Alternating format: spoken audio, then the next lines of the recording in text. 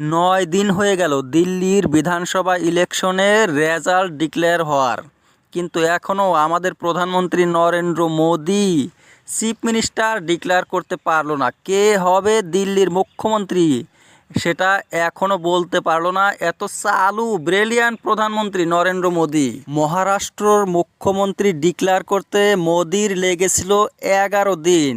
Vote কাউন্টিংয়ের 11 দিন পরে declare হয়েছিল মহারাষ্ট্র মুখ্যমন্ত্রী। তার একটা কারণ রয়েছিল, সেখানে দুইটা ক্যান্ডিডেট রয়েছিল, দুই পার্টির, একনাথ শিন্দে রয়েছিল, দেবেন্দ্র ফাডনবিস। কিন্তু দিল্লিতে তো তেমন কোনো কারবার নাই, একটাই পার্টি, মোদির বিজেপি ছাড়া কেউ নাই সরকারের মধ্যে।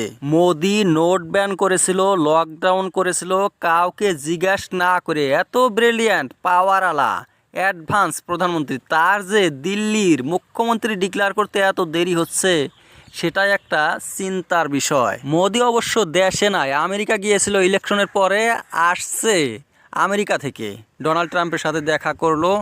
কিন্তু সিএম ক্যান্ডিডেট ডিক্লেয়ার করতে তো আর আমেরিকা অস্ট্রেলিয়ায় আছে না, কোথায় আছে সেটা দেখার দরকার নাই, যে কোনো জায়গা থেকে করা যাবে। বারে বারে আমেরিকায় যাওয়ার দরকারই কি? আমেরিকায় দিন হয়, আমাদের এইখানে রাত হইলে এত দূর যে বিমান নিয়ে এত বড় বড় সিকিউরিটির গ্রুপ নিয়ে যাওয়া আসা করে, কত খরচ হয়, কি দরকার আছে? ডোনাল্ড ট্রাম্প কয়বার এসেছে ভারতে, আরও তো রাষ্ট্রপতি ছিল আমেরিকায়, তারা কয়বার এসেছে? মোদির যে এত আমেরিকা ঘুরতে হয়, আমেরিকার জন্য এত পাগলা, বিদেশ ঘুরে বেড়ায়।